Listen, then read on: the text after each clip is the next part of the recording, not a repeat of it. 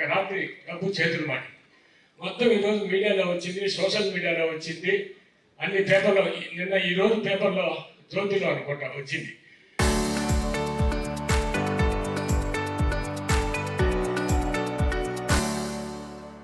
మొత్తం sub register ఆఫీసే కింద ఉండే వాళ్ళ స్టాఫ్ రైటర్స్ అంతా కూడా అన్ని బీగాలు వేసేసారు. ఎందుకంటే ఏసీబీ వాళ్ళు చాలు, ఇంటెలిజెన్స్ చాలు. దీన్ని మీరు విచారణ చేయండి. ఖచ్చితంగా ఏమన్నా ఉంటే రిజిస్ట్రేషన్ క్యాన్సిల్ చేయండి. అదేవిధంగా ఎవరైతే డబ్బు దాదాపు 1,50,00,000 ఇంకా సామాన్య మానవుడు రిజిస్ట్రేషన్ చేసే పరిస్థితి లేదు. ఎవరైనా నిజంగా రిజిస్టర్ చేసిన ఒక రైతు పోయినా ఎవరు పోయినా సబ్ రిజిస్టర్ ఆఫీసులో దాదాపు 10-15 రోజులు తిప్పుతారు. ఆ ఎంఆర్ ఆఫీస్లో ఆ కాగితం లేదంటారు, ఇది లేదంటారు, ఇబ్బంది పడి ఈరోజు ఒక రిజిస్ట్రేషన్లో ఒక రాత్రి 60,00,000 రూపాయలు డబ్బు తీసుకున్న వాళ్ళు రేపు అదేవిధంగా మామూలు రిజిస్ట్రేషన్ చేయాలంటే వాళ్ళు చేసే పరిస్థితి ఉందా? దీని మీద ప్యూర్లీ ఎంక్వైరీ చేయండి, విచారించండి. ఎవరైతే బాధ్యులో వాళ్ళందరినీ కూడా సస్పెండ్ చేసి క్రిమినల్ కేసులు పెట్టండి. అదేవిధంగా రిజిస్ట్రేషన్ కూడా క్యాన్సిల్ చేయాలండి.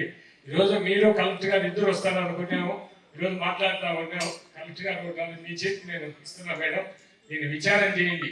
ఎందుకంటే ఈ జిల్లాలో సబ్ రిజిస్టర్ ఆఫీసర్ని ఘోరం అయిపోయిన పరిస్థితి. ఈరోజు నిజంగా సామాన్య మానవుడు రిజిస్ట్రేషన్ చేసే పరిస్థితి లేదు. అలా ఉంది. మీకు ఇది ఎన్ని కూడా మీ చేతికి నేను ఇస్తున్నా, చేసి విచారణ చేసి వాళ్ళ మీద చర్యలు తీసుకొని, లేకుంటే మేము సోమవారం నుంచి రాజంపేటలో రిలే నిరాహార దీక్ష కూడా చేయాల్సిన పరిస్థితి వస్తుంది. ఎందుకంటే ప్రజలు కూడా మేము కూడా మాట్లాడుకుంటే వాళ్ళలో మేము కూడా తప్పు చేసిన వాళ్ళం అని అభిప్రాయం ఏర్పడుతుంది. తప్పకుండా దీని మీద విచారణ చేయండి. దాదాపు ఒక సబ్ రిజిస్ట్రార్ రాత్రి 60,00,000 రూపాయలు డబ్బు తీసుకున్నారు. ఎంఆర్ఓ ఆఫీసులో ఒక 60,00,000 రూపాయలు, 1,20,00,000 రూపాయలు ఒక రాత్రి డబ్బు చేతులు మారింది మేడం. వాళ్ళే చెప్పారు. మీరు దీని మీద ఎంక్వైరీ చేయండి, వాళ్ళ మీద చర్యలు తీసుకోండి. ఎందుకంటే భవిష్యత్తులో జిల్లాలో వేరే వాళ్ళు చేసేదానికి భయపడే విధంగా చేయాలని మిమ్మల్ని కోరుకుంటున్నాం. అంటే ఆర్ఎస్ఎఫ్ ప్రకారం కానీ మీ రెవెన్యూ రికార్డుల ప్రకారం వస్తూ ఉంది మళ్ళా పాట. అంటే రైతులతో కూడా దానికి కానీ సోలార్ కంపెనీ వాళ్ళు దౌర్జన్యంగా ఆ రస్తానంతా ఆక్రమించేసి కాంపౌండ్ కట్టుకుంటారు. రైతులు పోతానే పోలీసులతో ఎదిరియడము, ఏది రెవెన్యూ వాళ్ళ దృష్టికి పోయినా కూడా మీ ఆర్డీఓ గారు కానీ మీ వేమ తహసీల్దార్ గారు కానీ మీ పక్క నుంచి భావన పొమ్మని చెప్పాను. భవిష్యత్తులో గ్రామాలకు ఇంతవరకు ఫ్యాక్షన్ జరిగిన బోర్డు జరిగిన రస్తాల పోతడం దిబ్బరకాలు దాగరకైనా జరిగింది. వేమలో పెందూరు విలేజ్ ప్రభుత్వ రస్తాలు ఆక్రమించి మేము ప్లాంట్ పెట్టాలంటే రాస్తానే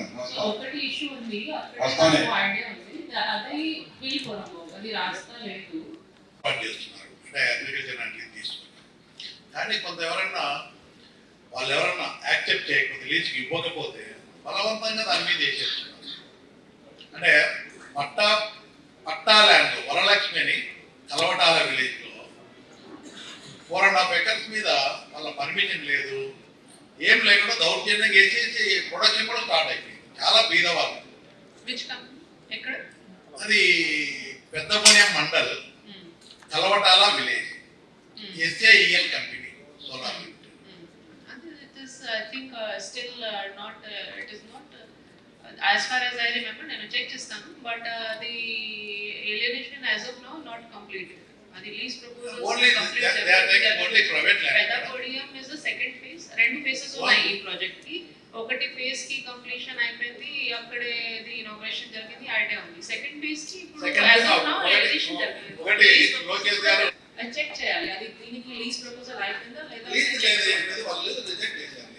ఈ రిజెక్షన్ ఒకటి ఇది దీనికి ప్రాసెస్ ఉంది. మనం ఫస్ట్ ఫిజిబిలిటీ రిపోర్ట్ అయిపోయిన తర్వాత అడ్వాన్స్ పొజిషన్ ఇస్తాము. ప్రొసీజర్ ప్రకారం డీటెయిల్ సర్వే అయిపోయిన తర్వాత రిపోర్ట్ CCLA సబ్మిట్ చేస్తాము. తర్వాత APLA మీటింగ్ జరుగుతుంది. ఆ మీటింగ్ లో CCLA and concern department discussion అవుతుంది. దాని ప్రకారం మనము లీజ్ ప్రపోజల్ ఫైనల్ చేస్తాము. ఆ ప్రొసీజర్ ఆ పెద్దమూడెంలో as far as I remember as of now not completed. అది బట్ I will check. నేను అది వెరీ